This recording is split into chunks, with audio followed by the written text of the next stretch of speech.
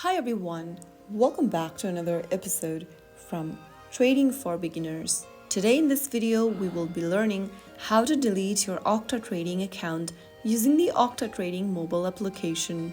So in order to do that, first of all, launch open your app on your device and log into your account if necessary.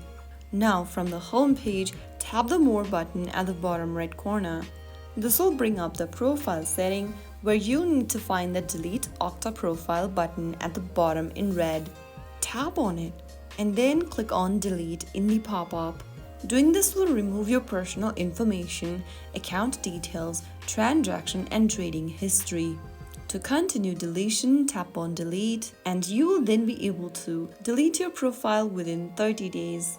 You can also speed up the process by tapping the Contact Us button and send an email to the support team with the subject Account Deletion Request.